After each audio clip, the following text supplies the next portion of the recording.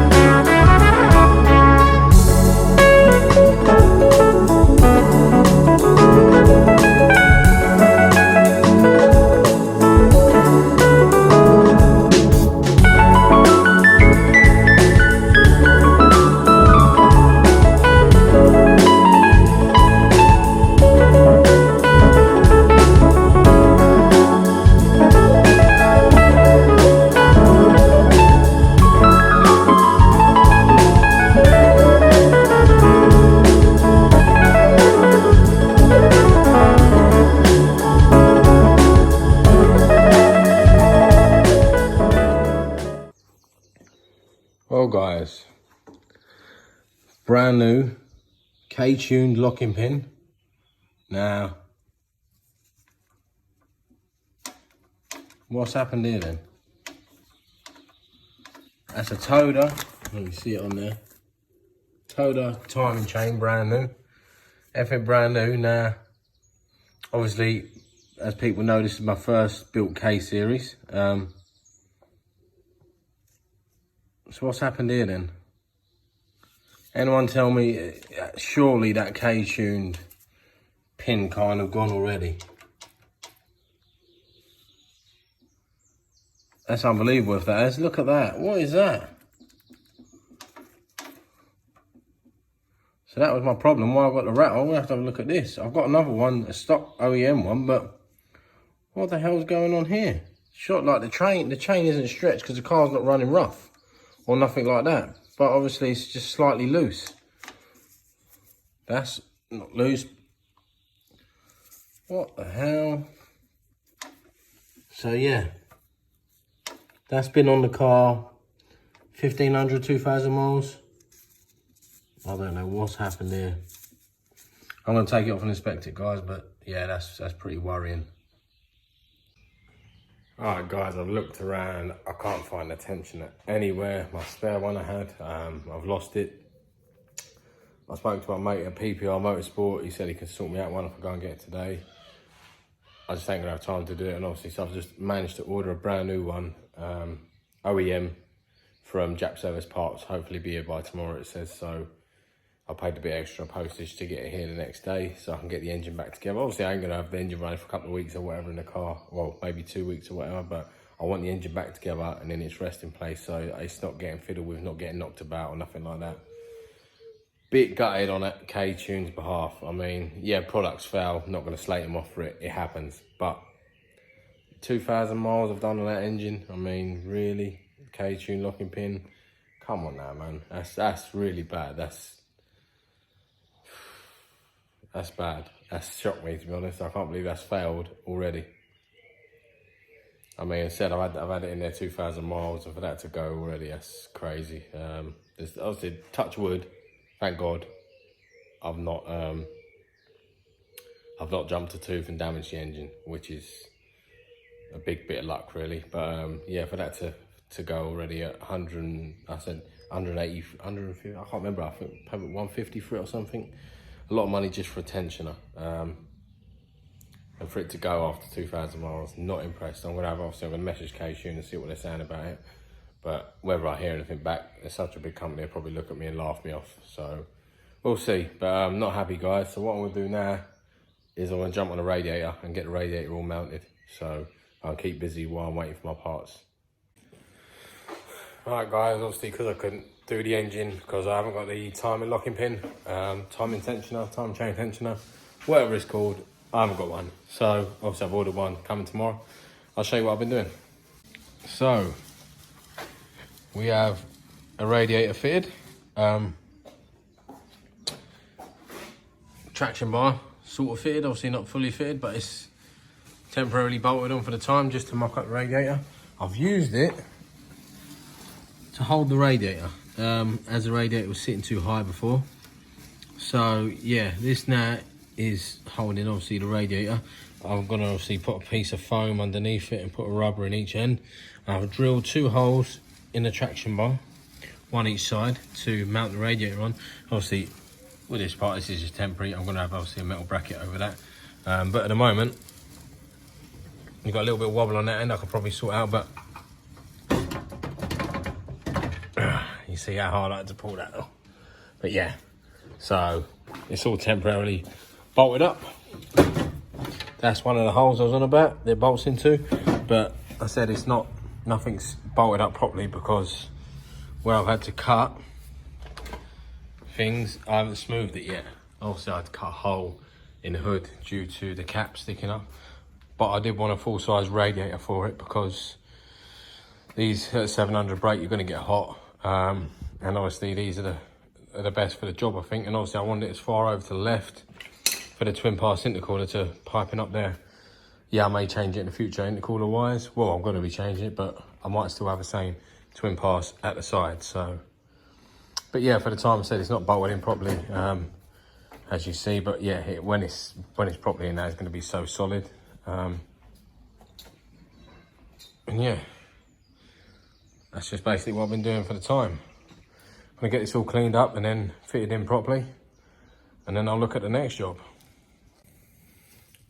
Well, it's been a long ass day and it doesn't seem like much has been done, but it actually, well, just some things take time. So I've mounted the radiator.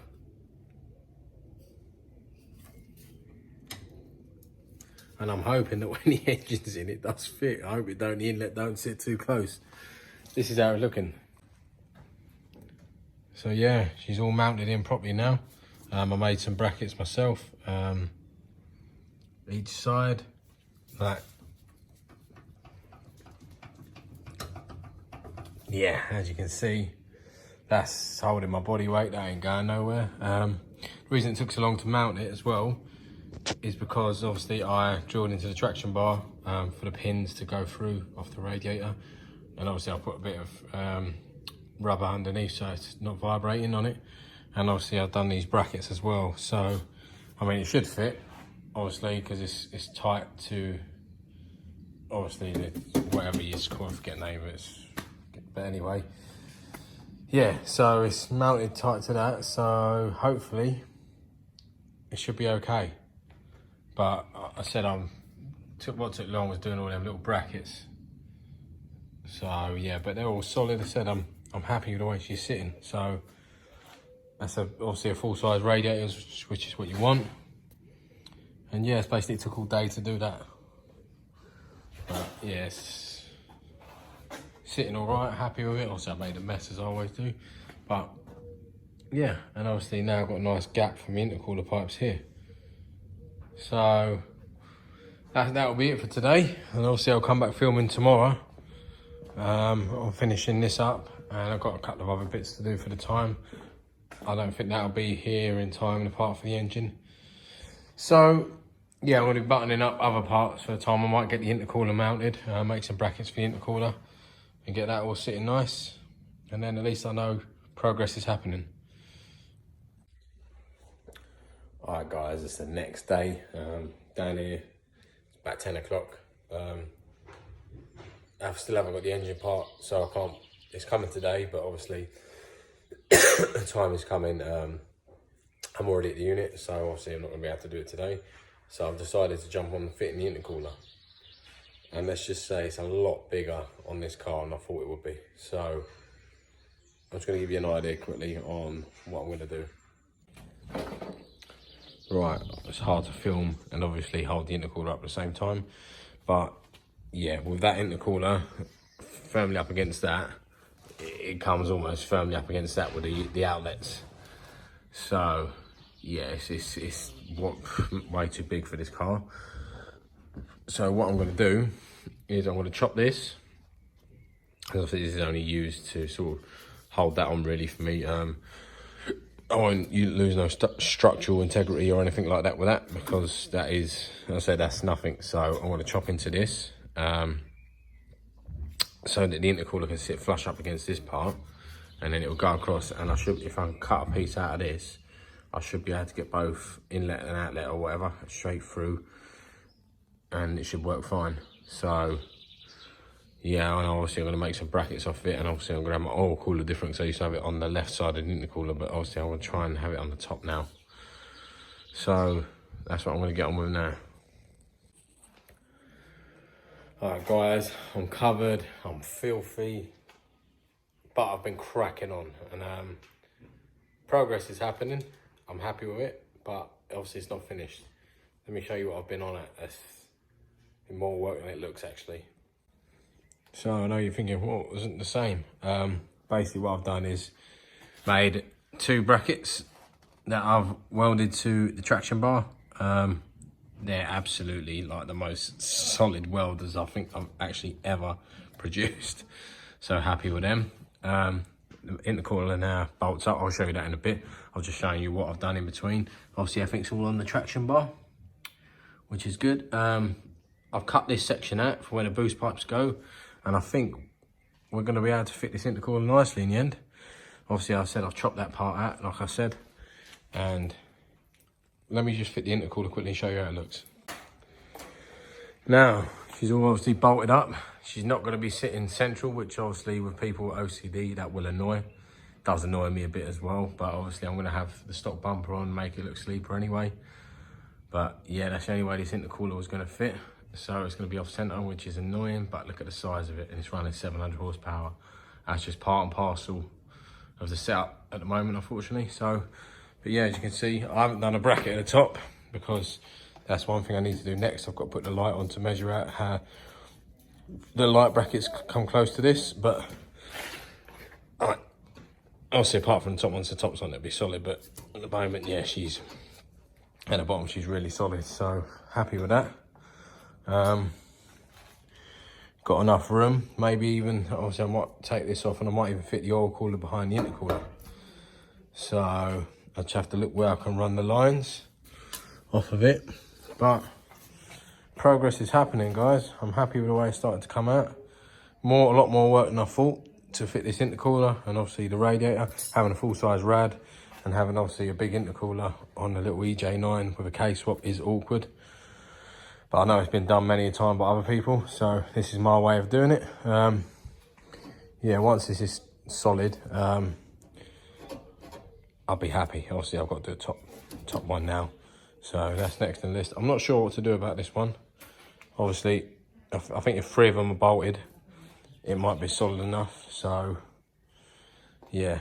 Anyway, once I finished it, I'll show you.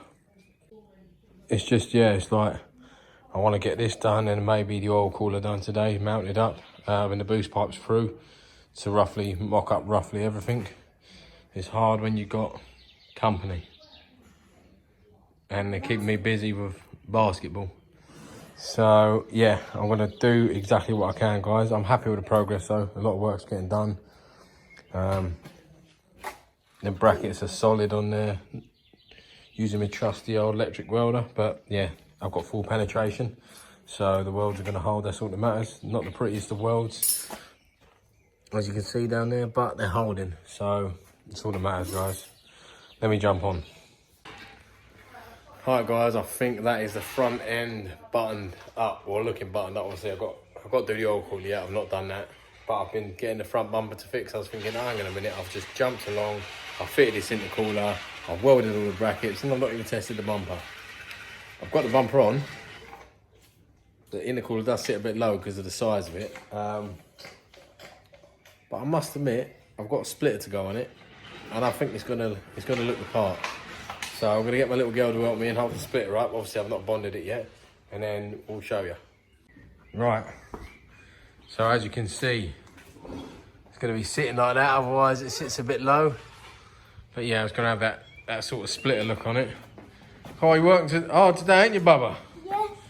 But yeah, front end is coming together massively. So, and obviously I've got plenty of space here for the boost pipes to go through. But I think that splitter does need bonding ASAP to make it look the bee's knees. So that's what I've been doing today. I've been really busy, and the front end is definitely coming together. All right, guys. So that's how I'm going to be leaving the front end, and I'm well happy with how she's coming out. So it's never going to be perfect. Obviously, it's never going to be dead straight because of how big the intercooler is. But yeah, I'm more than happy with how she's turning out. It does look bent for some reason. Like, it looks like this bit's sitting up higher, but I can assure you I've measured it and it actually isn't. I mean, I don't know, it's just the way the car's sitting or something to make it look like that. But, well, it might just be my eyes. You guys might be saying, no, it don't look bent, but I think it does. But it actually isn't, as I've measured the gap and I've measured the length between things, and I've even put a spirit level on it and it's straight. So I don't know why it looks bent, but yeah. So the front end's coming together now.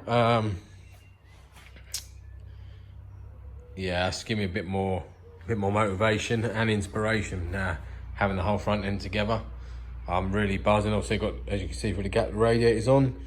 The intercooler is now solid as well. Just got to get the oil cooler mounted. That's all the way over here.